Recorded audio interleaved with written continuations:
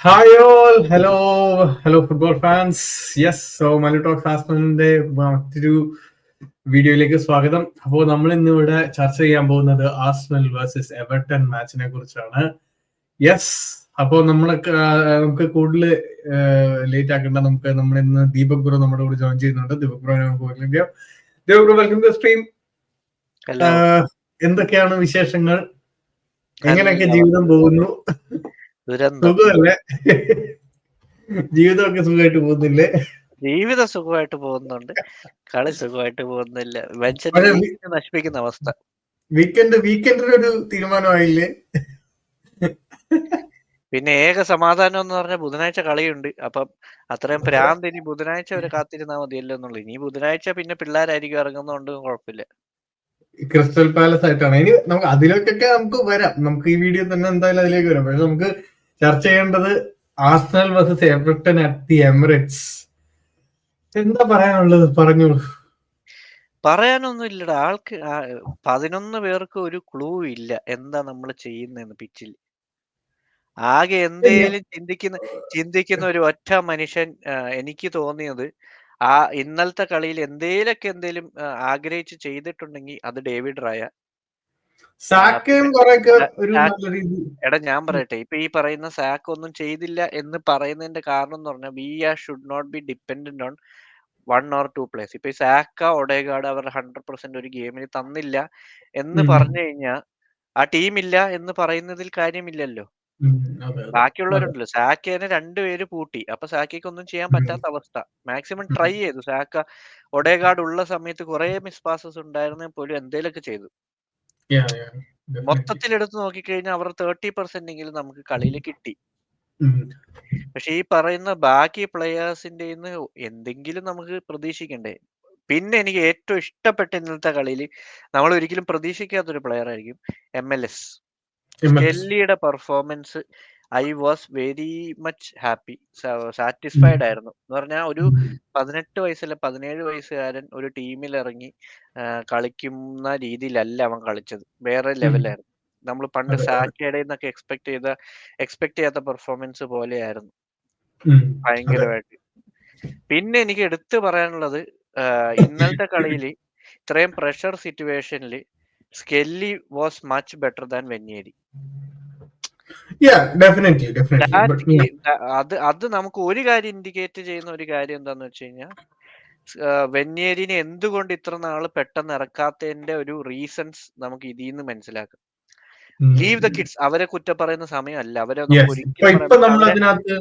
അവരെ എസ്പെഷ്യലി ആ ഒരു മാച്ചില് എന്നെ സംബന്ധിച്ച് സ്കെല്ലി ഇറങ്ങിയപ്പോ അല്ലെങ്കിൽ ആ സ്ക്വാഡ് കണ്ടപ്പോ ഞാൻ കരുതി this is the best squad, ഉള്ളതിലെ ബെസ്റ്റ് സ്ക്വാഡാന്ന് തോന്നി. ഓഫ്കോഴ്സ് പാർട്ടേ ഇല്ല എന്നുള്ള ഒഴിച്ചു കഴിഞ്ഞാൽ റൈറ്റ് ബാക്ക് ആയിട്ട് ടിംബർ, ലെഫ്റ്റ് ബാക്ക് ആയിട്ട് സ്കെല്ലി, ലെഫ്റ്റ് മിഡില് Merino, Declan Rice favourite 6 position, Odegaard 8, എല്ലാം പെർഫെക്റ്റ് ആയിട്ടുള്ള പൊസിഷൻസിലായിരുന്നു. ബെസ്റ്റ് ടീമായിട്ട് തന്നെ തോന്നിയിട്ടു. നമുക്കൊന്നും ക്രിയേറ്റ് ചെയ്യാൻ പറ്റുന്നില്ല. നീ ക്രിയേറ്റ് ചെയ്യുന്നില്ല. ഫസ്റ്റ് ഹാഫിൽ 5 ഗോൾ അടിക്കാനുള്ള ചാൻസസ് ഉണ്ടായിരുന്നു. 5 ക്ലിയർ കട്ട് ചാൻസസ് ഉണ്ടായി. ക്രിയേറ്റ് ആയില്ല എന്നല്ല, ക്രിയേറ്റ് ചെയ്ത സാധനങ്ങൾ ഉപയോഗിച്ചില്ല എന്ന് പറയുന്നതിലാണ് വലിയ കാര്യം. ഞാൻ ഇപ്പൊ ചോദിക്കട്ടെ, എത്ര ചാൻസ് ആണ് മാർട്ടിനലിക്ക് ആ സൈഡിൽ നിന്ന് കിട്ടിയത്? റൊസാഡ് വന്നപ്പം 2-3 ക്രോസുകൾ പോയല്ലോ. അത് നമുക്ക് അൺലക്കി. സലീബയുടെ കാലിൽ കിട്ടിയത് ഫിനിഷ് ചെയ്യാൻ പറ്റിയില്ല. Okay fine. അതൊന്നും ആ ഫിനിഷ് ചെയ്യാൻ സലീബേനൊന്നും ഞാൻ ഒരിക്കലും സ്ട്രൈക്കറായിട്ട് കൺസിഡർ ചെയ്യില്ല. അല്ലെങ്കിൽ എന്തെങ്കിലും ഒരു വിങ്ങറായിട്ട് കളിക്കുന്ന ഒരു പ്ലെയർ ഒന്നും ചെയ്യുന്നില്ല എന്ന് പറയുന്നത് തന്നെ വലിയ ഡ്രോബാക്ക് ആണ്.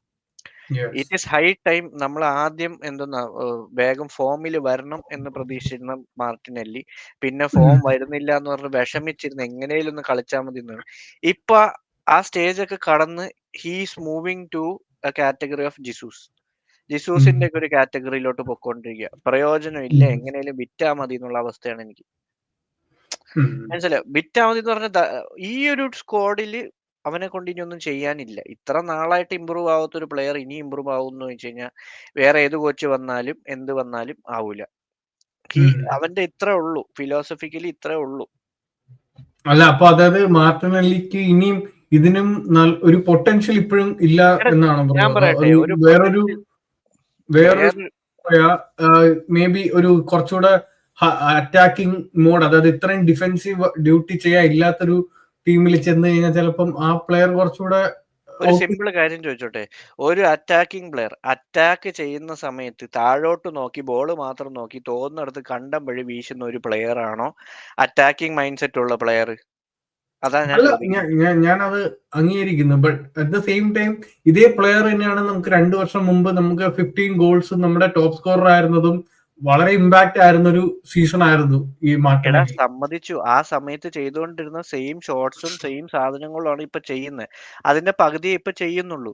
ഒരു പ്ലെയർ ഇത്ര 15 ഗോൾസ് തന്ന ഒരു പ്ലെയർ അതിന്റെ മേളിൽ പോകുന്നല്ലാണ്ട് താഴോട്ട് വന്നോണ്ടിരിക്കുവാണെങ്കിൽ അവന് ഇനി ഗ്രോത്ത് എന്താണുള്ളത്? ഞാൻ പറയട്ടെ, ഇപ്പൊ ഈ പറയുന്ന യുണൈറ്റഡിൽ നോക്കിക്കഴിഞ്ഞാൽ എല്ലാ പുതിയ കോച്ച് വരുമ്പോൾ 10 ഗോൾ അടിക്കുന്നതാണ് റാഷ്ഫോർഡ്. എല്ലാ സീസണിലും 10 ഗോൾ അടിച്ചായിരുന്നല്ലോ എന്ന് പറഞ്ഞ് എന്തേലും ബെനിഫിറ്റ് ഉണ്ടോ? സെയിം സിറ്റുവേഷൻ ആണ് ഇവന്റെ കാര്യം ഇവിടെ നമുക്ക്. ഇപ്പൊ ഉള്ളൊരു ഇഷ്യൂ എന്ന് പറഞ്ഞാൽ ഞാൻ അവന് വേണ്ടി അഡ്വക്കേറ്റ് ചെയ്യുന്നത് എന്ന് പറയുന്നത്, പേഴ്സണലി എനിക്കും തോന്നിയിട്ടുണ്ട് മാർട്ടിനെല്ലി മൂവ് ഓൺ ചെയ്യേണ്ട ടൈമായി എന്ന് വിഷമത്തോടെ എനിക്ക് പറയേണ്ടി വരുന്നു. കാരണം ഞാനിത് സന്തോഷത്തോടെ പറയുന്നല്ല. എനിക്ക് സന്തോഷമൊന്നുമല്ല, ഭയങ്കര എക്സ്പെക്ടേഷൻ ഉള്ള ഒരു പ്ലെയർ ആയിരുന്നു മാർട്ടിനെല്ലി. ഡെഫിനറ്റ്ലി ആ ഒരു ഇറയില് ആ ഒരു വന്ന സമയത്ത് ആ യങ്സ്റ്റേഴ്സിന്റെ ഇടയിൽ ക്ലോപ്പ് വിളിച്ചത് പോലും നമുക്കറിയാം. ക്ലോപ്പ് തന്നെ പറഞ്ഞിട്ടുണ്ട് is one of the talents of the century. ഒരു ബ്രസീലിയൻ ഏറ്റവും നമുക്ക് ഇങ്ങനത്തെ പ്ലേയേഴ്സിനെ കിട്ടുന്ന വളരെ റെയർ ആയിട്ടാണ്. ഒരു ബ്രസീലിയൻ സബ് സ്റ്റാൻഡേർഡ് ലീഗിൽ നിന്ന് ഒരു ചെറിയ പൈസക്ക് കൊണ്ടുവന്ന് ആ പ്ലെയർ പെട്ടെന്ന് ഇമ്പാക്ട് ആവുകയും ഭയങ്കരമായിട്ട് ഫാൻ ഫേവറേറ്റ് ആവുകയും എന്നാ സീസൺ കഴിയും തോറും റിഗ്രസ് ആയി വരുന്നു എന്നുള്ളത്. അവിടെയാണ് എനിക്ക് ചോദിക്കാനുള്ളത്, അതില് മാനേജറിൻ്റെതായ എന്തെങ്കിലും ഒരു ഇൻപുട്ട് മിസ്സിംഗ് ഉണ്ടോ? അതായത് മാനേജർ ആ പ്ലെയറിൽ കുറച്ചുകൂടെ പൊട്ടൻഷ്യൽ ഏതാണ് സ്ട്രോങ്, ആ പ്ലെയറിന്റെ സ്ട്രോങ്സ്റ്റ് എബിലിറ്റി അതിനെ കുറച്ചുകൂടെ യൂട്ടിലൈസ് ചെയ്യാൻ വേണ്ടി മാനേജർ നോക്കുന്നില്ല. ഞാൻ ഒരു കാര്യം പറയട്ടെ, ആ ടീമിൽ വേറെ എത്ര പ്ലെയേഴ്സ് ഉണ്ട്? രണ്ട് പ്ലെയേഴ്സ് പൊട്ടൻഷ്യലി, ഇപ്പം സിമ്പിൾ എക്സാമ്പിൾ പറയുകയാണെങ്കിൽ മിഡ്ഫീൽഡ് ആയിട്ട് കൊണ്ടുവന്നതാണ് ഹാവേർട്സിന്.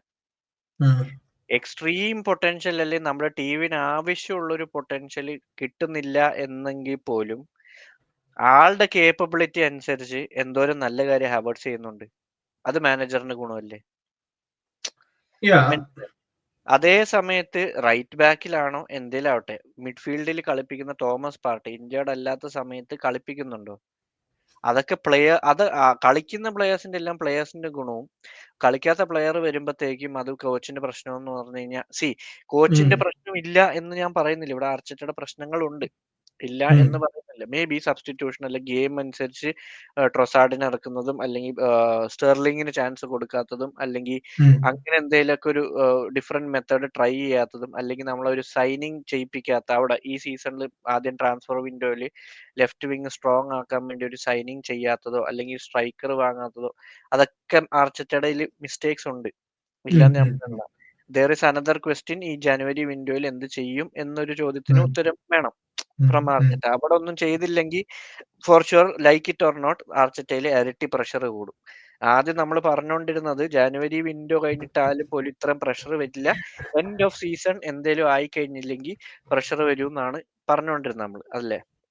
ഇപ്പം കറന്റ് സിറ്റുവേഷനിൽ ഇത്രയും അവസ്ഥയിൽ നിൽക്കുന്ന നമ്മുടെ ടീമിൽ, കാരണം അവസ്ഥ എന്ന് പറയുന്നത് ജസ്റ്റ് ബിക്കോസ് അവിടെ ഇപ്പം ലിവർപൂൾ അവിടെ പോയിന്റ് ഡ്രോപ്പ് ചെയ്തു, വി ഡിഡ് നോട്ട് ക്യാപിറ്റലൈസ്. രണ്ട് ടൈം പോയിന്റ് ഡ്രോപ്പ് ചെയ്തിട്ട് നമ്മൾ ക്യാപിറ്റലൈസ് ചെയ്തില്ല. അതാണ് മേജർ. അത് സ്ഥിരം ആർസണലിന്റെ ഒരു ഹിസ്റ്റോറിക്കലി ഇത് പറയുക, ക്യാപിറ്റലൈസ് ചെയ്തില്ല. ചെൽസി അത് ക്യാപിറ്റലൈസ് ചെയ്യുന്നുണ്ട്. അത് അവരുടെ കഴിവാണ് സത്യം പറഞ്ഞു കഴിഞ്ഞാൽ. ആ ക്യാപിറ്റലൈസ് ചെയ്യാൻ പറ്റാത്തതിന്റെ മിസ്റ്റേക്സ് ഇവിടെ കാണുന്നുണ്ട്. പിന്നെ നമ്മൾ എത്ര ചാൻസ്, ഇപ്പൊ കുറച്ച് ചാൻസ് ആണ് ക്രിയേറ്റ് ചെയ്യുന്നത്, ആ ചാൻസ് ക്ലിയർ കട്ടായിട്ട് ഫിനിഷ് ചെയ്യുന്നില്ല എന്ന് നമ്മൾ എത്ര കാലമായിട്ട് പറഞ്ഞുകൊണ്ടിരിക്കുന്നത്. അവിടെയാണ് നമുക്കൊരു സ്ട്രൈക്കർ വേണമെന്ന് പറയുന്നത് അവിടെയാണ് അല്ലേ? അവിടെയാണ് എനിക്ക് കോച്ചിന്റെ മിസ്റ്റേക്സ്. ഈ നമ്മൾ ക്രിയേറ്റ് ചെയ്യുന്ന ചാൻസ് ഫിനിഷ് ചെയ്യാൻ പറ്റാത്ത പ്ലെയേഴ്സിന് ഇത്രയും ഡിഫെൻസീവ്ലി അവരെ കൊണ്ട് ചെയ്യിപ്പിക്കുമ്പോൾ അറ്റാക്കിംഗ് വൈസ് ഇവര് ക്ലിനിക്കലി ഫിനിഷ് ചെയ്യാനും കൂടെ ഉള്ള കോച്ചിങ് കൊടുക്കുന്നില്ലയോ? അതോ അതാണോ പ്രശ്നം? അല്ലെങ്കിൽ നമുക്ക് അവരുടെ കേപ്പബിലിറ്റീസ് അത്രേ ഉള്ളൂ, അല്ലെങ്കിൽ കേപ്പബിലിറ്റീസ് ഉള്ള ഒരു പ്ലെയറിനെ എന്തുകൊണ്ട് സൈൻ ചെയ്തില്ല? അങ്ങനത്തെ ഒക്കെ ചോദ്യങ്ങളിൽ ഓക്കെ ഫൈൻ. മാർട്ടിനെല്ലിയുടെ കേസിൽ ഇറ്റ് ഈസ് ഹിസ് പ്രോബ്ലം, അല്ലാണ്ട് കോച്ചിന്റെ പ്രോബ്ലം. കോച്ചിന് ഒരു ലിമിറ്റ് വരെ പറയാം. ഇങ്ങനെ ബോൾ മേളിലോട്ട് നോക്കി ഒന്ന് പാസ് ചെയ്യുന്ന ഒരു 100 വട്ടം പറഞ്ഞാൽ പോലും അത് മാർട്ടിനെല്ലി ചെയ്താലേ മാർട്ടിനെല്ലിക്ക് ഗുണമുള്ളൂ. അത് കോച്ചിന്റെ കുഴപ്പമില്ലല്ലോ. അതേ സെയിം സാധനം ട്രൊസാർഡ് പൊങ്ങി നോക്കുന്നുണ്ടല്ലോ, കൊടുക്കുന്നുണ്ടല്ലോ. ഈവൻ ദെൻ മാർട്ടിനെല്ലി ആ 65 മിനിറ്റ്സ് കൊടുത്തതിന്റെ ഇമ്പാക്റ്റിനെക്കാട്ടും അറ്റ്ലീസ്റ്റ് 20% ഹയർ ട്രൊസാർഡ് കൊടുത്തിട്ടുണ്ട് ആ ഗെയിമിൽ. ഡെഫിനറ്റ്ലി. അപ്പൊ ഇതിലൊക്കെ നമുക്ക് മനസ്സിലാവുന്ന ഒരു കാര്യം വെച്ചാൽ ഇതിൽ 2 ഇഷ്യൂ വരുന്നുണ്ട്. പ്ലേയേഴ്സ് സ്വന്തമായിട്ട് സ്റ്റെപ്പ് അപ്പ് ചെയ്യുന്നില്ല. ഇപ്പം നമുക്ക് ഒഡേഗാർഡ് അല്ലെങ്കിൽ സാക്കനെ ഇങ്ങനെ എപ്പോഴും അവര് ഒരു ടോപ്പ് ലെവൽ ക്വാളിറ്റിയിൽ എപ്പോഴും കളിക്കാൻ നമ്മൾ എക്സ്പെക്ട് ചെയ്യാനും പറ്റില്ല. മേ ബി അത് അവർക്ക് 1-2 ഗെയിം ചിലപ്പോൾ ഒരു ഡ്രോപ്പ് ആയിരിക്കും. ഇന്നലെ ഒരു ഓഫ് ഗെയിം ആയിട്ട് പോലും സാക്ക കളിച്ചു. അപ്പോഴും Saka still had 1-2 shots on target ഉണ്ടായിരുന്നു. പിന്നെ പറയാണ്ടിരിക്കാൻ വയ്യ, ഇങ്ങനത്തെ ഗെയിംസ് വരുമ്പോ Pickford is like greatest goalkeeper of all time അല്ലെ? നമുക്കെതിരെ വരുമ്പോ, കാരണം ലാസ്റ്റ് മിനിറ്റ് വിസിൽ അടിച്ചപ്പോ പിക്ഫോർഡിന്റെ സെലിബ്രേഷൻ ഒക്കെ ഉണ്ടപ്പോ ഞാൻ വെച്ചു ഇയാള് ട്രെയിൻ ചെയ്യുന്നത് നമുക്കെതിരെ വേണ്ടി കളിക്കാൻ വേണ്ടി മാത്രം, പോയിന്റ് എടുക്കാൻ വേണ്ടി മാത്രം. അതുപോലെ ആയിരുന്നു. കാരണം ഈ was on a god mode അല്ലെ? നമ്മുടെ കോർണേഴ്സ് ഒക്കെ ആണെങ്കിലും പിക്ക് ചെയ്ത് എല്ലാം നല്ല രീതിക്ക്. Credits to Everton and Sean Dyche for their tactics. കാരണം അവര് ത്രൂ ഔട്ട് അവര് ഫുൾ പ്രസ് ഉണ്ടായിരുന്നു. നല്ല രീതിക്ക് അവര് സ്ട്രക്ചർ മെയിൻറ്റെയിൻ ചെയ്ത് അവരുടെ പ്രോപ്പർ ഗെയിം പ്ലാൻ വർക്ക്ഔട്ട് ആയി എവർട്ടന്റെ. So credits to Sean Dyche on that. അവരുടെ പെർഫോമൻസിനെ കുറിച്ച് എന്താ ദീപ് പറയാനുള്ളത്? അവരുടെ clear cut plan from the first whistle to the end of the whistle same ആയിരുന്നു.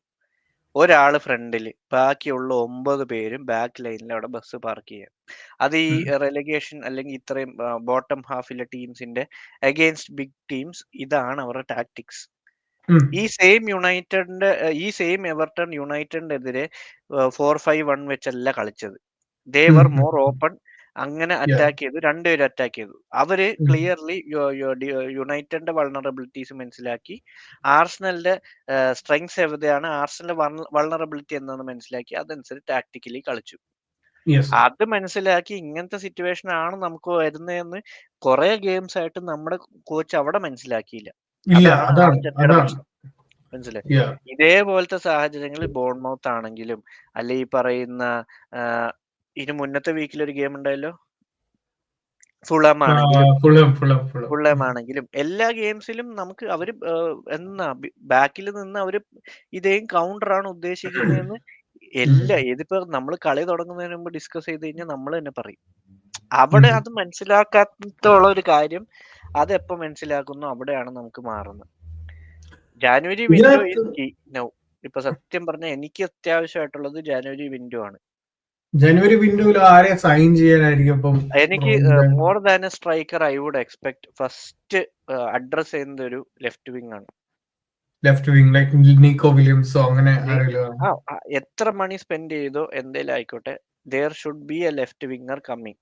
ഇപ്പൊ ഈ പറയുന്ന വലിച്ചു നീട്ടാണ്ട് ജനുവരി വിൻഡോ ഫസ്റ്റ് 15 ഡേയ്സിനുള്ളിൽ തന്നെ ഒരു സൈനിങ് വരുത്തുക. ഒരു എന്താ പറയാ, ഒരു പ്രോപ്പർ സ്റ്റേറ്റ്മെന്റ് പോലെ ഒരു സൈനിങ് കൊടുക്കുക. നമ്മൾ ഉദ്ദേശിക്കുന്നത് നമുക്ക് അത്യാവശ്യമുള്ള പ്ലെയർ അവിടെയാണ്, അത് വേണം എന്ന് ഉദ്ദേശിച്ചിട്ട് ബ്രിങ് എ സ്ട്രൈക്കർ. ചിലപ്പോൾ നമുക്ക് എന്തായാലും ഇസാക്കും അതൊക്കെ, അല്ലെങ്കിൽ സെസ്കോ അല്ലെങ്കിൽ ഗിക്കോറേഷോ ആരെങ്കിലും നോക്കുവാണെങ്കിൽ തന്നെ നമുക്ക് എന്തായാലും ഈ വിന്റർ വിൻഡോയിൽ കിട്ടാൻ പോണില്ല. ആ ലെവൽ മണി സ്പെൻഡ് ചെയ്യണം. അല്ല, ആ ലെവൽ മണി ഉണ്ടെന്ന് പറഞ്ഞാൽ പോലും അവര് ആ പ്ലേയേഴ്സ് വരും തോന്നുന്നില്ല. കാരണം ഈ പറയുന്ന എല്ലാ പ്ലേയേഴ്സും കളിക്കുന്ന എല്ലാ ക്ലബിലും അടിപൊളിയായിട്ടാണ് കളിക്കുന്നത്. They are in A good position as well, most of the players. ഇപ്പൊ ഈ പറയുന്ന ഇസാക്ക് ആണെങ്കിൽ പോലും എനിക്ക് തോന്നുന്നില്ല ന്യൂ കാസിൽ നിന്ന് ജനുവരിയിൽ വരും. ഫൈൻ, ന്യൂ കാസിൽ വിൽക്കാനും തോന്നുന്നില്ല, എനിക്ക് തോന്നുന്നില്ല. ഈ വായി തോന്നിയ ഒരു 150 മില്യൺ 200 മില്യൺ ഒക്കെ പറയും. ഹൈ പ്രൈസ് ആക്കി ഓവർ പ്രൈസ് ആയിട്ട് ഒരു പ്ലെയറിനെ വാങ്ങണമെന്നും എനിക്ക് ആഗ്രഹമില്ല. അത് as A fan I can understand. ഞാൻ അണ്ടർസ്റ്റാൻഡ് ചെയ്യുന്ന കാര്യം. പക്ഷേ left wing is A factor. നമ്മൾ അത് അഡ്രസ് ചെയ്തേ പറ്റൂ. മനസ്സിലായി? ബാക്കി എല്ലാ പൊസിഷനിലും ഇഞ്ചറി വന്നു കഴിഞ്ഞാലും ഐ ഡോണ്ട് കെയർ. അത് കുഴപ്പമില്ല. നമുക്ക് മാനേജ് ചെയ്യാനുള്ള എല്ലാ പ്ലേയേഴ്സും ഉണ്ട്. ലെഫ്റ്റ് വിങ്ങിൽ ഇഞ്ചറി വന്നാലും വന്നില്ലേലും അഡ്രസ് ചെയ്യാൻ ആൾക്കാരില്ല. പിന്നെ എനിക്ക് ഏറ്റവും പ്രശ്നമായിട്ടുള്ളത് സൈനിങ് ചെയ്തു, ബെഞ്ചിൽ ഇരുത്താനോ അല്ലെ ചുമ്മാ ടീം ഷീറ്റിൽ ഇടാൻ വേണ്ടി അല്ലല്ലോ നമ്മൾ സ്റ്റെർലിങ്ങിനെ സൈൻ ചെയ്തത്. അതെ, ഇതുപോലത്തെ മാച്ചസിൽ എസ്പെഷ്യലി ഇന്നലത്തെ ആ മാച്ചില് എക്സ്പീരിയൻസ് ഉള്ള ഒരു പ്ലെയർ വരണമായിരുന്നു. അതെ, അല്ല എന്തായാലും നമ്മൾ ഡ്രോ പിടിക്കാനുള്ള സിറ്റുവേഷൻ ആയിരുന്നു ഇന്നലെ. മാർട്ടിനിൽ ഉള്ളതും ഇല്ലാത്തതും ഒന്നായിരുന്നു ഇന്നലെ. മനസ്സിലായി? അപ്പൊ ആ ഒരു സിറ്റുവേഷനിൽ സ്റ്റെർലിങ്ങും അതേ സെയിം പെർഫോമൻസ് കൊടുത്തു കഴിഞ്ഞാൽ നോ മച്ച് ഡിഫറൻസ്. നമ്മൾ ഇപ്പോഴും പറയുന്നത് അത്രേ ഉള്ളൂ. മനസ്സിലായി? ബട്ട് സംതിങ് ആർച്ചറ്റ ട്രൈഡ് എന്ന് നമുക്ക് പറയാം. ഇത് അതും ഇല്ലല്ലോ. അതേ പ്ലേയേഴ്സിനെ ഇറക്കി അവിടെ തന്നെ അത് തന്നെ, അല്ലാണ്ട് വേറെ വ്യത്യാസമൊന്നും. ആകെ പറയാൻ ട്രൈ ചെയ്തെന്നുള്ളത് വെനിയറിനെ ഇറക്കി എന്നുള്ളതാണ്. ബട്ട് വെനിയറി അത്രയും പറഞ്ഞ പോലെ ഇങ്ങനത്തെ സിറ്റുവേഷനിൽ വെനിയറി റെഡി ആയിട്ടില്ല എന്നാണ് എനിക്ക് ഇപ്പൊ തോന്നുന്നത്. അവിടെ ഞാൻ അവന്റെ അടുത്ത് എക്സ്പെക്റ്റും ചെയ്യുന്നില്ല. കാരണം ഹൈ പ്രഷർ ഗെയിമാണ്. ആർസെൽ സ്കോർ ചെയ്താലേ എന്തെങ്കിലും കാര്യമുള്ളൂ എന്ന് പറയുന്ന സിറ്റുവേഷനിൽ അവനെ ഇറങ്ങുമ്പോൾ അവന് ആ ആഡഡ് പ്രഷറാണ്. ഒഡേഗാർഡിനെ സബ്സ്റ്റിറ്റ്യൂട്ട് ചെയ്താണ് ചെറുക്കനെ ഇറക്കിയേക്കുന്നത്. അപ്പം ഡബിൾ പ്രഷറാണ്. മനസ്സിലായോ? അത് റൈസും ഇല്ല ബാക്കിൽ. പാർട്ടർ ജോർജിനിയോ ആണ്. Kind of like 2 box to box മിഡ്ഫീൽഡേഴ്സും ഇറങ്ങി അവൻ മാത്രം അറ്റാക്കിങ് ചെയ്യുന്ന രീതിയിലാണ് ഇന്നലെ സത്യം പറഞ്ഞാൽ നമുക്കുണ്ടായത്. സെക്കൻഡ് ഹാഫിൽ നോക്കിക്കഴിഞ്ഞാൽ റൈസിനെയും ഒഡേഗാർഡിനെയും മാറ്റി കഴിഞ്ഞപ്പം. സോ ആ ഒരു സിറ്റുവേഷനിൽ വരുമ്പോഴത്തേക്കും അവന്റെ അടുത്ത് ഞാൻ എക്സ്പെക്ട് ചെയ്യുന്നില്ല. He did what he had to do, അത്രേ ഉള്ളൂ. അതിൽ കൂടുതൽ ഞാൻ എക്സ്പെക്ട് ചെയ്യുന്നില്ല. ബാക്കി ഇത്രയും എക്സ്പീരിയൻസ് ഉള്ള 2-3 വർഷങ്ങളായിട്ട് ആ സ്ക്വാഡിൽ ആ ഇതിൽ കളിച്ചോണ്ടിരുന്ന ആ സിസ്റ്റത്തിൽ കളിച്ചോണ്ടിരുന്ന പ്ലേയേഴ്സിനെ വേണം ആദ്യം കുറ്റം പറയാൻ, ഇവരല്ല.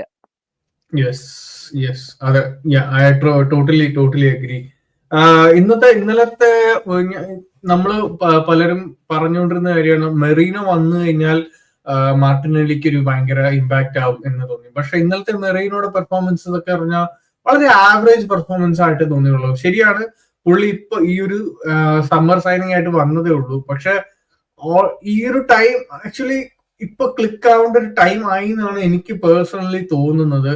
ലൈക്ക് ചില മാച്ചസിൽ ഓൺ ആൻഡ് ഓഫ് ആയിട്ട് കളിക്കുന്ന ഒരു പ്ലെയർ ആണ് മെറീനോ. ചില ഗെയിമിൽ വർക്കാവും, ചില ഗെയിമിൽ വർക്കാവില്ല.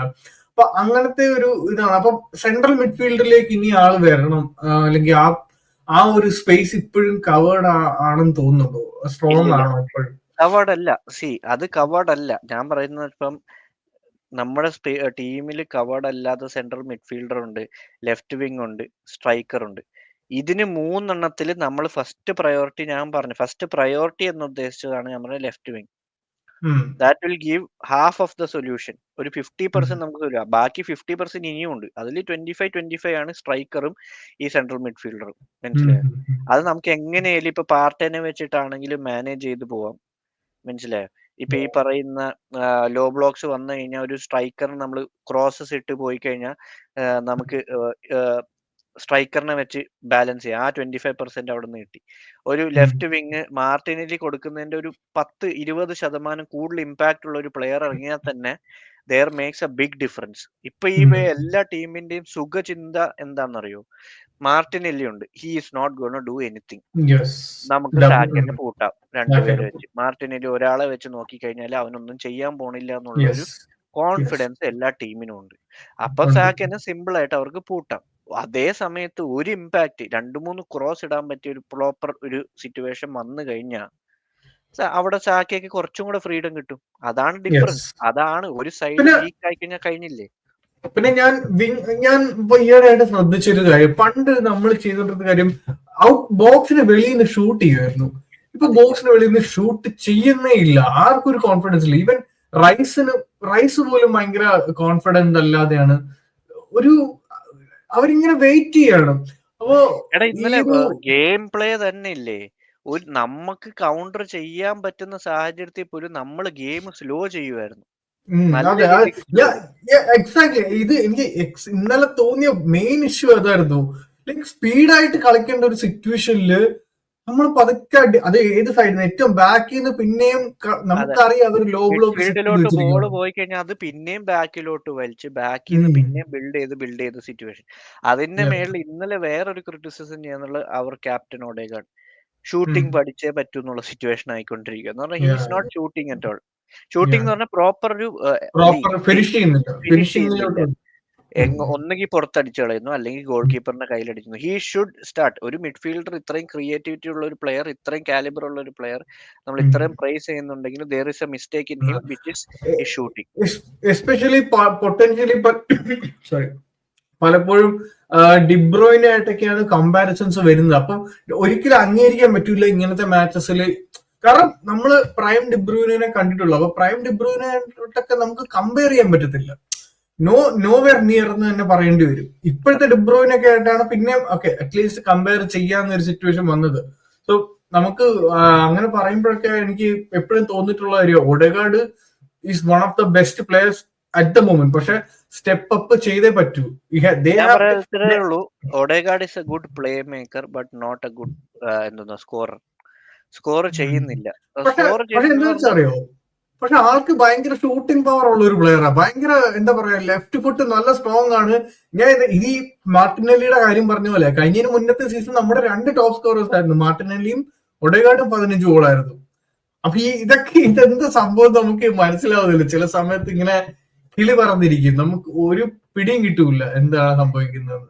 എന്താ സംഭവിക്കുന്നത്, ലിറ്ററലി എന്താണ് ടാക്ടിക്കലി എന്താണ് സ്വിച്ച് വന്നേക്കുന്നത്, എന്താണ് പ്രശ്നം വന്നേക്കുന്നതെന്ന് അറിയില്ല. May be they are in less confidence, അല്ലെങ്കിൽ മേ ബി വേറെ എന്തെങ്കിലും ചാമ്പ്യൻസ് ലീഗ് ഫോക്കസ്ഡ് ആയിട്ടാണോ കളിക്കുന്നത്, അല്ലെങ്കിൽ വേറെ കപ്പ് അടിക്കാൻ വേണ്ടിയുള്ള കപ്പ് ഗെയിം. ഞാൻ ഇന്നലെ പാർട്ടേനെ ഇറക്കാത്ത എന്തുകൊണ്ടാണെന്ന് ഞാൻ ചിന്തിക്കുന്നുണ്ട്. ഇപ്പൊ സത്യം പറഞ്ഞു ഇന്നലെ ഇറക്കാൻ മതിയായിരുന്നു ഫസ്റ്റ് ഹാഫിൽ തന്നെ.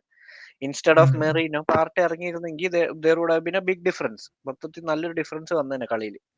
പക്ഷെ അത് ചെയ്തില്ല. അത് ഈ വെനസ്ഡേ ഉള്ള കപ്പ് ഗെയിം ശ്രദ്ധിച്ചിട്ടാണോ എന്ന് എനിക്കറിയില്ല.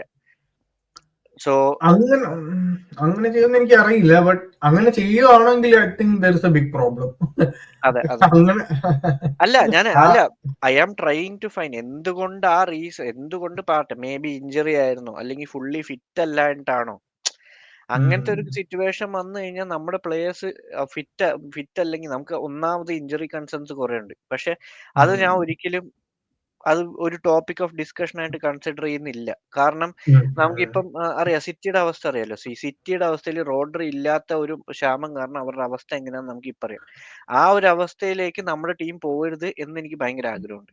ലൈക്ക് ഇപ്പൊ ആ ഒരു പ്ലെയർ ഇല്ലെങ്കിൽ നമ്മൾ ഭയങ്കര ശോകമാണ്. ഇപ്പോഴും പറയുകയാണെങ്കിൽ കമ്പയർ ടു സിറ്റി സിറ്റുവേഷൻ, നമ്മുടെ സിറ്റുവേഷൻ മച്ച് ബെറ്റർ ആണ്. Much better, no way. നമുക്ക് സിറ്റി ഒബ്വിയസ്ലി അവരുടെ സ്ക്വാഡും എല്ലാം ഭയങ്കര ഡെപ്ത് ഉള്ള സ്ക്വാഡ് ആണെങ്കിലും ദാറ്റ് വൺ പ്ലെയർ റോഡ്രി എന്ന് പറയുന്നത് best player in the world four A reason. അതില്ലാതെ ദാറ്റ്സ് എ ഡിഫറെന്റ് കോൺവെർസേഷൻ. പക്ഷെ സ്റ്റിൽ ഞാൻ പറയും അവരുടെ അവസ്ഥയിൽ നമുക്ക് നല്ല അവസ്ഥയാണെന്നല്ല പറഞ്ഞത്. അവരുടെ അവസ്ഥയിൽ ഈ സീസൺ നമ്മൾ നോക്കുമ്പോൾ we are in much better. But നമ്മൾ ആ അവസ്ഥ നല്ല രീതിക്ക് യൂട്ടിലൈസ് ചെയ്യേണ്ട സമയമായിരുന്നു. അതൊട്ടും ചെയ്തിട്ടില്ല, which is a big criticism on our team. Yes അത് എനിക്ക് ഭയങ്കര വിഷമവും സങ്കടവും വന്ന റീസൺ എന്ന് പറഞ്ഞാൽ City can have end of season. City can go trophyless. Nobody cares. കാരണം they won the treble, they have done the 4-peat, they have won everything അല്ലെ. എല്ലാം ജയിച്ചിട്ട് നിൽക്കുന്ന ഒരു പ്ലെയർ. നമ്മുടെ ടീം അതല്ല. നമ്മുടെ ടീം ഇനി ഒരു ട്രോഫി അടിക്കാനുണ്ട്. ഈ പറഞ്ഞ സോ കോൾ ടോപ്പ് ടീംസിൽ ഒന്നാണെന്നെങ്കിൽ we need to win a major trophy. അപ്പൊ അതിന് ദിസ് സീസൺ ഞാൻ എക്സ്പെക്ട് ചെയ്തത് നമ്മൾ ഫുള്ളി ബാങ് ഓൺ ആയിട്ടായിരിക്കും കളിക്കുന്നത്. നമ്മൾ മറ്റേ 2021 കോവിഡ് ടൈമിൽ ലിവർപൂൾ കളിച്ച പോലെ ഒരു ഫോം ആയിരിക്കും എന്ന് ഞാൻ കരുതി. ബട്ട് സർപ്രൈസിംഗ്ലി അതായിരുന്നില്ല situation. But ya anyway next matches ഇനി വരുന്നുണ്ട്. ഇപ്പം വെനസ്ഡേ ക്രിസ്റ്റൽ പാലസ് ആണ് EFL. അത് കഴിഞ്ഞ് തൊട്ട് സാറ്റർഡേ തന്നെ ക്രിസ്റ്റൽ പാലസ് ആയിട്ട് തന്നെ അവേ പെർഫോം ചെയ്യുന്നുണ്ട്. അപ്പോ ഈ cup game and premier league ഫിക്സറിനെ കുറിച്ച് എന്താ പറയാനുള്ളത് ബ്രോ? പ്രീമിയർ ലീഗ് ഫിക്സ്ചർ നമുക്ക് ആ കപ്പ് ഗെയിം കഴിഞ്ഞിട്ട് നമുക്ക് എന്താന്ന് വെച്ചാൽ ഒരു അതിന് പ്രോപ്പർ ഒന്ന് റിലാക്സ് ആയിട്ട് നമുക്ക് അതിനെ പറ്റി ചിന്തിക്കാം. So what happens in the cup game എന്ന് നോക്കിയിട്ടുള്ള സിറ്റുവേഷൻ. പിന്നെ ദിസ് ഇസ് അറ്റ്ലീസ്റ്റ് ഒരു കോൺഫിഡൻസ് ബൂസ്റ്റർ ആയിട്ട് ആ കപ്പ് ഗെയിമിലെങ്കിലും നമ്മൾ ജയിച്ച് ബ്രിങ് ബാക്ക് ദ ഫോം എന്നുള്ള സിറ്റുവേഷൻ ആണ് ഇപ്പം. പറഞ്ഞാൽ ഇപ്പൊ ചാമ്പ്യൻസ് ലീഗിൽ കൊടുക്കുന്ന ഒരു പെർഫോമൻസിന്റെ പകുതി പോലും നമ്മൾ ഇതിൽ കൊടുക്കുന്നില്ല, പ്രീമിയർ ലീഗ് ഇതിൽ വരുന്നില്ല. കപ്പ് ഗെയിംസിൽ ഓൾറെഡി നല്ലൊരു പെർഫോമൻസ് ആയിരുന്നു കറബാവോ കപ്പിൽ വിത്ത് യങ്സ്റ്റേഴ്സ്. അവര് ഇപ്പൊ ക്രിസ്റ്റൽ പാലസ് ഏത് രീതിയിലുള്ള ടീം ഇറക്കും എന്ന് നോക്കിയിട്ട് വേണം we should balance our team as well. ആ ഒരു ബാലൻസ് വെച്ചിട്ട് like experience it is already ഇപ്പം ക്വാർട്ടർ ഫൈനൽസ് ആയി. അപ്പം ക്വാർട്ടർ ഫൈനൽസോ സെമിയോ? ക്വാർട്ടർ ഫൈനൽസ് ആണ്. So it is high time. നമുക്ക് കിട്ടിയ നല്ലൊരു ചാൻസ് ആണ് ഇത്. കോൺഫിഡന്റ് ആണോ ബ്രോ ജയിക്കും എന്നുള്ള കാര്യത്തിൽ? കപ്പ് ഗെയിംസിന്റെ കാര്യത്തിൽ വരുമ്പോൾ approach is little different from premier league ഗെയിംസിന്റെ ഒരു സിറ്റുവേഷൻ ഉണ്ട്. സോ ആ ഗെയിമിൽ it is winnable, like 99% on paper it is winnable. We should win. കാരണം ബാക്കി ഫിക്ചേഴ്സ് ഒക്കെ വെച്ച് നോക്കുമ്പോൾ വി ഷുഡ് വിൻ. അത് ഞാൻ പറയട്ടെ, അത് വൺ ഓഫ് ഗെയിം ആണ് which is not affecting any points table or anything എന്നൊരു ടീമിന് ബോധ്യമുണ്ട്. സോ അത് ഒരു കപ്പാണ് എന്നൊരു സിറ്റുവേഷൻ അവർക്ക് നന്നായിട്ട് അറിയാം. സോ ആ ഒരു അപ്രോച്ച് വേറെ രീതിയിലായിരിക്കും എന്ന് എനിക്ക് 100% ഷുവർ. ആർടെറ്റ ആ രീതിയിലായിരിക്കും ആ ഗെയിം അപ്രോച്ച് ചെയ്യുന്നത്. പ്രീമിയർ ലീഗിൽ അപ്രോച്ച് ചെയ്യുന്ന പോലെ ഒരു സോഫ്റ്റ് സ്പോക്കൺ അപ്രോച്ച് അല്ലായിരിക്കും ചെയ്യാൻ പോകുന്നത് ആ ഗെയിമിന്. ഡിഫെൻസീവ് ആയിരിക്കില്ല, but there will be defensive. പക്ഷെ കുറച്ച് അറ്റാക്ക് ചെയ്ത് അറ്റാക്കിംഗ് മോഡായിരിക്കും.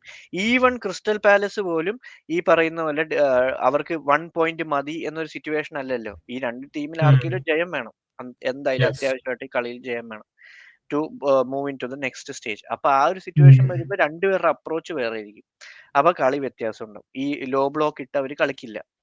അപ്പം കുറച്ച് വ്യത്യാസത്തിൽ അവർ ആസിൽ കളിക്കും. പിന്നെ ഈ 2-3 കളികൾ കണ്ടിട്ട് ക്രിസ്റ്റൽ പാലസിന് പെനൽറ്റീസിൽ വിശ്വാസം ഉണ്ട് എന്നുണ്ടെങ്കിൽ ലോ ബ്ലോക്ക് ഇട്ടിട്ട് അവർ നമ്മളെ കൊണ്ട് ഗോൾ അടിപ്പിക്കാണ്ട് നോക്കിക്കഴിഞ്ഞാൽ that is A different conversation. അത് വേറെ രീതിയിലായിരിക്കും. പക്ഷെ എനിക്ക് തോന്നുന്നില്ല, I M confident with that. പിന്നെ ഈ പറയുന്ന ഇപ്പൊ നമ്മൾ തോൽവി വന്നു എന്ന് പറഞ്ഞാലും ഒരു ടൈറ്റിൽ റേസിന്റെ കാര്യം വരുവാണെങ്കിൽ ഐ ആം 100% ആയിരുന്നു സീസൺ സ്റ്റാർട്ട് ചെയ്യുമ്പോൾ. അത് 70 ആയി. ഇപ്പൊ എന്തായാലും ഞാൻ ടൈറ്റിൽ ഹോപ്സ് വിടുന്നില്ല എന്നൊരു സ്റ്റേജാണ്. ഇല്ല എന്ന രീതിയിലാണ്, പക്ഷെ വിടുന്നില്ല എന്നൊരു സിറ്റുവേഷൻ. മനസ്സിലായി? ലൈക്ക് അങ്ങോട്ടോ ഇങ്ങോട്ടോ പോകാം. കൺസിഡറിങ് ഇപ്പൊ ഈ പറയുന്ന 2-3 കളികളായിട്ട് Liverpool has not been performing well in premier league. അവർ ആ ഒരു പീക്ക് കഴിഞ്ഞാൽ അവരും ചെറിയ ഡ്രോപ്പ് ഇടുന്നുണ്ട്. അവര് നമ്മളെ പോലെ ഡ്രോപ്പ് ഇടും എന്നല്ല ഞാൻ പറയുന്നത്. Praising them as well. Arne Slot ചെയ്തത് വെരി ഗ്രേറ്റ് തിങ്. പക്ഷെ ഒരു ഡ്രോപ്പ് വരും എന്തായാലും. ആ ഡ്രോപ്പിന്റെ ഒരു ചെറിയ സീൻ അത് നമ്മൾ പറയണ്ട. അത് ഇനി പറഞ്ഞു കഴിഞ്ഞാൽ അത് എനിക്കറിയാം. ഡ്രോപ്പ് വന്നു, നല്ല കാര്യം ചെയ്തു, നല്ല കാര്യം അക്സെപ്റ്റ് ചെയ്തു. അവർക്കും ഡ്രോപ്പ്. ഒരു ക്ലബ് എന്ന് പറഞ്ഞു കഴിഞ്ഞാൽ 38 കളിയും ജയിക്കുവാണെങ്കിൽ ഈ 120 പോയിന്റ് അല്ലെ 140 119 പോയിന്റ് അടിക്കും. അവർക്ക് വാലിഡേഷൻ വേണം. പിന്നെ നമ്മള് വാലിഡേറ്റ് ചെയ്താലേ. വാലിഡേഷന് നല്ല കാര്യം ചെയ്തു എന്ന് പറയാൻ പറ്റുമോ? എനിക്ക് ഇപ്പൊ ആർടെറ്റയുടെ കുറ്റം ഞാൻ പറയുന്നുണ്ട് എന്നും പറഞ്ഞ ആർടെറ്റ നല്ലത് ചെയ്യുമ്പോൾ ആർടെറ്റ ദൈവം എന്ന് ഞാൻ പറയുന്നില്ല. ആർടെറ്റ മിസ്റ്റേക്സ് ചെയ്യുമ്പോൾ ആർടെറ്റ മിസ്റ്റേക്സ്. ആർനെ സ്ലോട്ട് നല്ലത് ചെയ്യുമ്പോൾ നല്ലത് ചെയ്തു എന്ന് പറഞ്ഞിട്ടുണ്ട്. അവരുടെ മിസ്റ്റേക്സ് ഇപ്പൊ അവർ ഡ്രോപ്പ് ചെയ്തു. That's it. അത് നമുക്ക് ഗുണം നമ്മൾ യൂട്ടിലൈസ് ചെയ്തില്ല എന്ന് പറഞ്ഞ ക്രിറ്റിസിസം നമ്മുടെ ക്ലബിന് കൊടുക്കുക. ഞാൻ എന്റെ ക്ലബിന്റെ പെർസ്പെക്റ്റീവിലേ സംസാരിക്കുള്ളൂ. വേറെ ക്ലബിന്റെ പെർസ്പെക്റ്റീവിൽ ഇരുന്ന് ഞാൻ എന്റെ ക്ലബിന് വേണ്ടി ഞാൻ സംസാരിക്കും. അവരുടെ ക്ലബിന് വേണ്ടി ഞാൻ എന്റെ ക്ലബിൽ സംസാരിക്കേണ്ട ആവശ്യമില്ല. ഞാൻ എന്റെ ക്ലബിന് ബെനിഫിറ്റ് വരുന്ന എന്ത് പോയിന്റ് ഓഫ് വ്യൂലോ എനിക്ക് സംസാരിക്കാം. അത് ബേസ് ചെയ്ത 2 കളി അവര് ഡ്രോപ്പ് ചെയ്തപ്പോഴും നമ്മൾ യൂട്ടിലൈസ് ചെയ്തില്ല. സോ അവർക്കൊരു ഡ്രോപ്പ് ഉണ്ട്, ചെൽസിക്ക് ഒരു ഡ്രോപ്പ് വരും. ഇനിയെങ്കിലും അവർ ഡ്രോപ്പ് ചെയ്യുമ്പോൾ നമ്മൾ ക്യാപിറ്റലൈസ് ചെയ്താൽ we will have A chance. മനസ്സിലായി?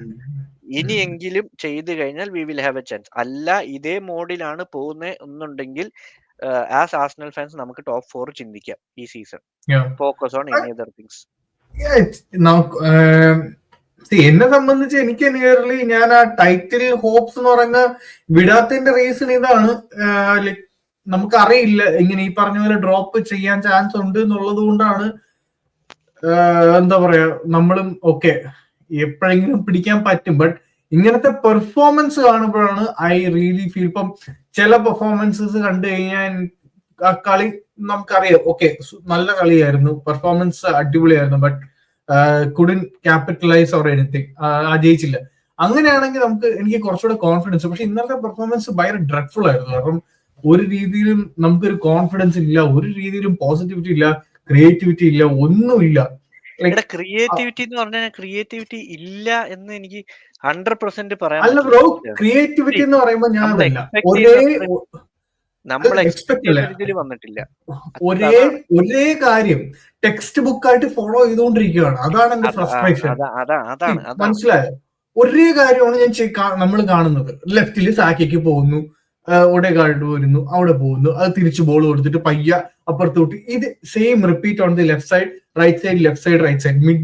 മിഡിന്റെ ആ ഒരു ഡി ബോക്സിന്റെ റീജിയനിൽ ഒരു രീതിയിലും ബോള് വരുന്നില്ല. ആകെ ഒരു പ്രാവശ്യം എന്തോ ആരോ റൈസ് ഒരു ബോൾ എങ്ങാണ്ട് വെർട്ടിക്കൽ ആയിട്ട് കൊടുത്തു, അത് കൊണ്ട് കളഞ്ഞു. But still that was A good chance. Expect ചെയ്യാത്ത ടൈപ്പ് ഓഫ് പ്ലേ ആരും അവിടെ ചെയ്യുന്നില്ല. ഒഡേഗാർഡ് ആയിരുന്നു അങ്ങനെ ചെയ്തുകൊണ്ടിരുന്നത്. ബട്ട് ഒഡേഗാർഡ് കുറച്ച് കാര്യങ്ങൾ ഉണ്ടായിരുന്നു. ഫസ്റ്റ് ഹാഫിൽ ഹാവേർട്സിന്റെ ഒരു പാസ് ഉണ്ടായി, സാക്ക ഒരു ക്രോസ് ഇട്ടത്, അത് ഫിനിഷ് ചെയ്യാൻ ആരുമില്ല. ഫസ്റ്റ് ഹാഫിലെ കളി കണ്ടപ്പോൾ ഐ വാസ് കംഫർട്ടബിൾ. ഓക്കെ, കുഴപ്പമില്ല, സംഹൗ വി വിൽ ജയിക്കും എന്നുള്ളൊരു കോൺഫിഡൻസ് ഉണ്ട്. Second half was like pathetic. അതാണ് എനിക്ക് എപ്പോഴും ഇതാണ് തോന്നിയിട്ടുള്ളത്. ഫസ്റ്റ് ഹാഫിൽ നമ്മൾ സ്കോർ ചെയ്തിട്ടുണ്ടെങ്കിൽ ദെൻ ഇറ്റ്സ് എ വെരി എന്താ പറയാ tough to win that game. ആർസണലിന്റെ അല്ലെ ആർട്ടറ്റയുടെ കീഴിലുള്ള ആർസണലിലേക്ക്. പക്ഷെ എന്താ സ്കോർ ചെയ്താൽ will score like 2 or 3 or 4 goals. അങ്ങനെ ഒരു ഇഷ്യൂ ഉണ്ട്. അതൊരു മെന്റാലിറ്റി പ്രോബ്ലം ആണോ എന്ന് എനിക്ക് അറിയില്ല. മെന്റാലിറ്റി ഇഷ്യൂ ആണോ, പ്ലേയേഴ്സ് കുറച്ചുകൂടി ഒന്ന് ടഫ് ആവുക. അത് എനിക്ക് അതിനകത്ത് നമുക്ക് ഒരു പരിധി കൂടുതൽ നമുക്ക് ഇതിനകത്തൊന്നും പറയാനും പറ്റത്തില്ല. കാരണം എന്താണ് അവിടെ കോച്ച് ചെയ്യുന്നത്, എങ്ങനെയാണ് കോച്ച് ചെയ്യുന്നത്. നമ്മൾ ഇത്രയും ഈ കഴിഞ്ഞ 2 സീസൺ ഇത്രയും ഈ ലെവലിൽ കളിച്ചുകൊണ്ടിരുന്നിട്ട് പെട്ടെന്നൊരു ഡ്രോപ്പ്, അതും ഇങ്ങനത്തെ ഒരു രീതിയിലുള്ള ഡ്രോപ്പ് കാണുമ്പോൾ ഞാൻ പറയട്ടെ, നമ്മള് ട്രബിൾ അടിച്ച സീസൺ കഴിഞ്ഞിട്ട് സിറ്റിയുടെ ഡ്രോപ്പ് വരും നമ്മൾ പ്രതീക്ഷിച്ചായിരുന്നു. അതെല്ലാം മീൻസ് ഈവൻ പണ്ഡിറ്റ്സ് വരെ പറഞ്ഞുകൊണ്ടിരുന്ന അതാണ്. അവർക്കൊരു ഡ്രോപ്പും വന്നു. ബട്ട് അത് കഴിഞ്ഞ് ജനുവരിയിൽ ഒരു പോക്ക് പോയതാണ് അവർക്ക് സത്യം പറഞ്ഞാൽ ആ ടൈറ്റില് നമ്മളെ പിടിച്ചു നിൽക്കാൻ പറ്റിയ സാധനം. ഒരു കളി പോലും തോക്കാണ്ട് ജനുവരിയിൽ അവർ പോയതിന്റെ ആ ഒരു റൺ, എനിക്ക് അത് മതി. ആർസെന്റീന ആ ഒരു റൺ മതി. മനസ്സിലായോ?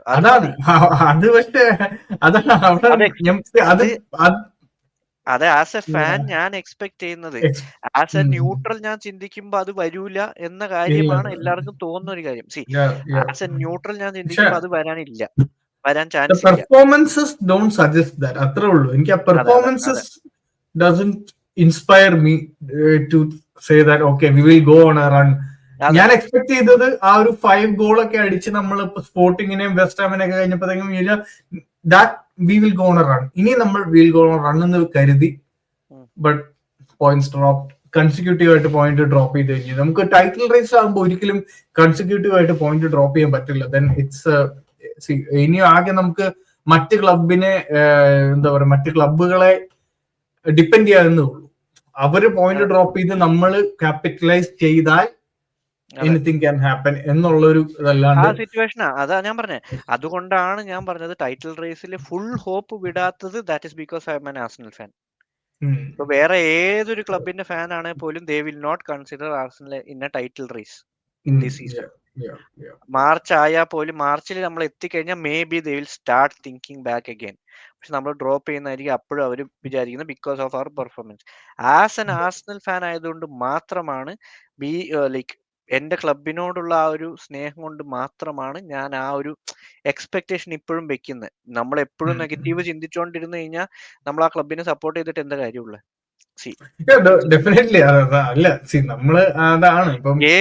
ഗെയിമിനെ ഞാൻ ക്രിട്ടിസൈസ് ചെയ്തു. പ്ലേയേഴ്സിന്റെ ക്രിറ്റിസിസം ഉണ്ട്, കോച്ചിന്റെ എവിടെ മിസ്റ്റേക്സ് ഉണ്ട്, അതുണ്ട്. That is that particular game or ആ 2-3 ഗെയിംസിന്റെ.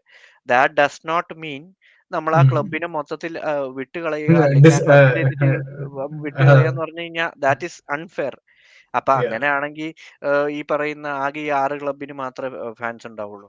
എവറി ക്ലബ് അവർക്ക് ഇതുണ്ടല്ലോ. സോ നമ്മൾ എക്സ്പെക്ടേഷൻ വെക്കുന്നത് അത് എന്റെ ചോയ്സ് ആണ്. അത് ഞാൻ AFL സൗത്ത് ആംപ്ടൺ ക്വാർട്ടർ ഫൈനലിൽ ഉണ്ടല്ലോ. അപ്പൊ അവര് definitely they are not favourites. പക്ഷെ അവരുടെ ഫാൻസിന് ഒരു ഇതുണ്ടല്ലോ, ദേ പ്ലേ ലിവർപൂൾ EFL. അപ്പം ഡെഫിനറ്റ്ലി അവർക്കൊരു മേ ബി എന്താ ഓക്കെ ഹു നോസ് എന്നുള്ളൊരു ഹോപ്പ് ഉണ്ടല്ലോ. ആ ഹോപ്പ് ആണല്ലോ ഈ ഗെയിമിനോട് നമുക്ക് ഏറ്റവും കൂടുതൽ.